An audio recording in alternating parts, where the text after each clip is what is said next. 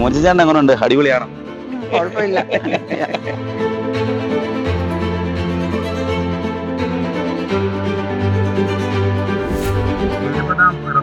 ഒരു കിടിലൻ സർപ്രൈസ് ഒരുക്കിയിരിക്കുകയാണ് ഭർത്താവ്. അങ്ങനെ പ്രതീക്ഷിച്ചില്ല. ആദ്യമായിട്ടാണ്, പ്രതീക്ഷിക്കാത്തൊരു സംഭവമായിരുന്നു.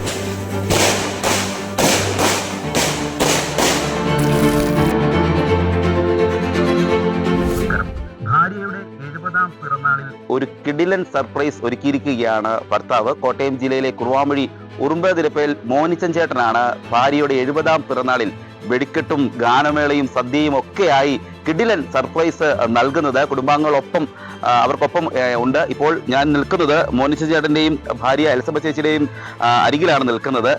ചേട്ടാ, എന്തൊക്കെയാണ് ഭാര്യയുടെ പിറന്നാൾ ദിനത്തിൽ നൽകുന്ന സർപ്രൈസ് ഗിഫ്റ്റുകളൊക്കെ? ആദ്യമായിട്ട് വിശ്വാസത്തിന്റെ പേരിൽ ഒരു വിശുദ്ധ കുർബാന അർപ്പിക്കും. അത് കൊരട്ടിപ്പള്ളി വെച്ച് ഒരു വിശുദ്ധ കുർബാനയോടുകൂടി നമ്മൾ തുടങ്ങും. അത് കഴിഞ്ഞ് ഒരു അനുമോദന മീറ്റിംഗ് ഞങ്ങൾ സംഘടിപ്പിച്ചിട്ടുണ്ട്. അതിനുശേഷം ഗാനമേള.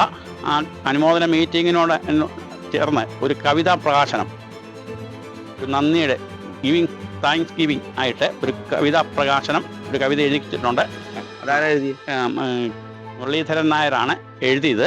എ പീറ്റർ അത് ചിട്ടപ്പെടുത്തി ആൻഡ്രിയ പല്ലാറ്റ് ഈണം നൽകി ഒരു കവിതയാണ്. അതാണ് റെക്കോർഡ് ചെയ്തിട്ടുണ്ട്. അതാണ് ഞങ്ങൾ സർപ്രൈസ് ഗിഫ്റ്റായിട്ട് കൊടുക്കാൻ ഉദ്ദേശിക്കുന്നത്.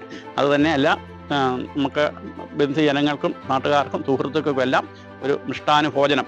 അത് നേരത്തെ അസുഖം വന്ന് ആള് മരിച്ചു പോകുക എന്നുള്ളൊരു അവസ്ഥയിൽ വന്നതാണ്.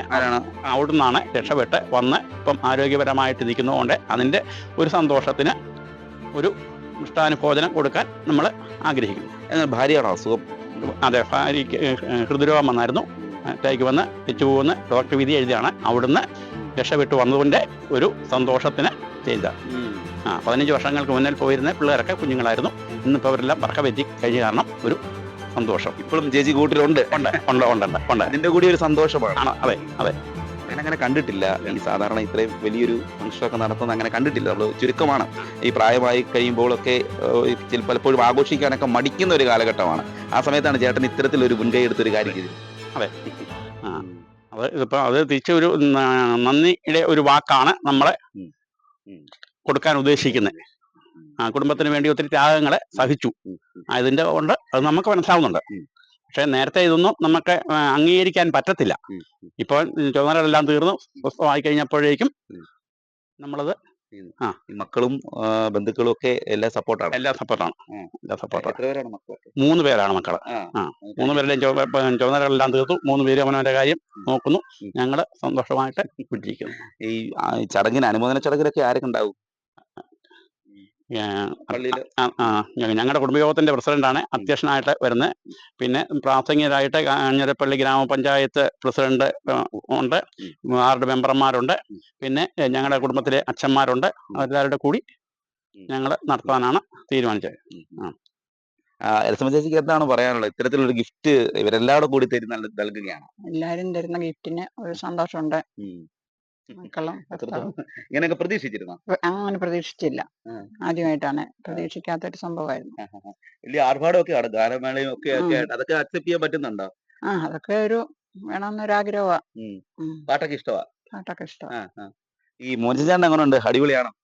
കുഴപ്പമില്ല. എങ്ങനെയാണ് നിങ്ങളുടെ ലൈഫ്? എങ്ങനെയാണ് തുടക്കമൊക്കെ? എങ്ങനെയായിരുന്നു? ഓർക്കുന്നുണ്ടോ?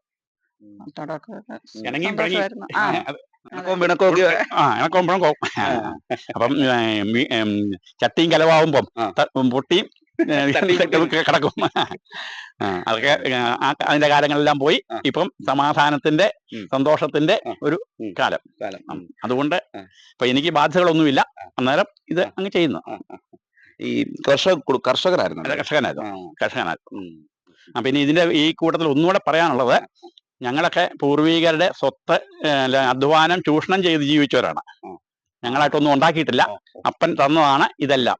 അപ്പം അതിനൂടെ കൂടിയാണ് ഇപ്പോഴും ചെലവാക്കുന്ന അപ്പന്റെ അധ്വാനത്തിന്റെ ചൂഷണം മുതലെടുത്ത് ചെയ്യുന്നത്. ഈ പലർക്കും പറ്റാത്തൊരു കാര്യമാണ് ഇത്തരത്തിൽ ഈ പ്രായത്തിലൊക്കെ ഒരു വലിയൊരു ഭക്ഷണം. അപ്പൊ എങ്ങനെയാണ് ചേട്ടൻ അത് ഈ ഒരു കാര്യം ആദ്യമേ പറയുന്നത്? ആരോടാണ്?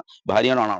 അല്ല, എൻ്റെ അപ്പൻ മരിക്കാൻ നേരം എൽസമ്മയെ അടുത്ത് വിളിച്ചേച്ച് പറഞ്ഞു, ഉറുമ്പേ നിരപ്പേ കുടുംബത്തിൽ നിന്നെ കഴിഞ്ഞൊരുത്തൻ ഉണ്ടാകുകയില്ല എന്ന് പറഞ്ഞാണ് മരിക്കുന്നത്. അപ്പം അത് യാഥാർത്ഥ്യമാണെന്നുണ്ടെങ്കിൽ ഞാൻ ഇച്ചിരി ത്യാഗം സഹിക്കണം.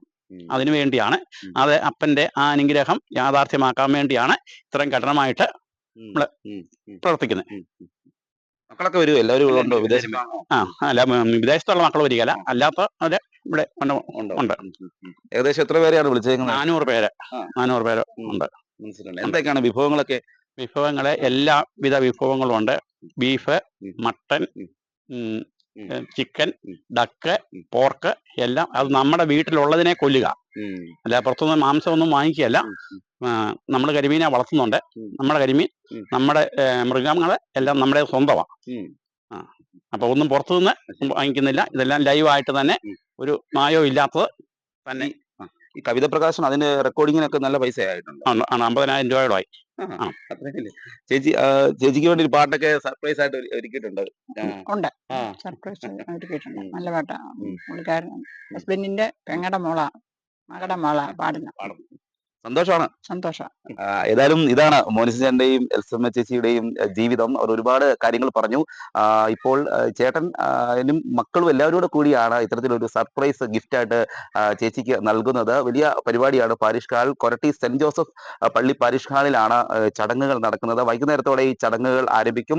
ഇതിന് ഏറ്റവും പ്രധാനം ഗാനമേളയുണ്ട്, കവിതാ പ്രകാശനമുണ്ട്. ഏകദേശം 50,000 രൂപയൊക്കെ മുടക്കിയാണ് ഒരു കവിത അത് റെക്കോർഡ് ചെയ്ത് അത് പുറത്തിറക്കിയിരിക്കുന്നത്. മാത്രമല്ല രാത്രിയിൽ വെടിക്കെട്ടോടുകൂടിയാണ് ഈ ആഘോഷ പരിപാടികൾ അവസാനിക്കുന്നത്. ഏതായാലും ഇത് അങ്ങനെ നമ്മൾ കാണാറില്ല, പൊതുവെ ഒന്നും കാണാത്ത ഒരു കാര്യമാണ്. ഭാര്യയ്ക്ക് ഇത്തരത്തിലൊരു സർപ്രൈസ് സമ്മാനമായി നൽകുന്നത് കാണാത്തതാണ്.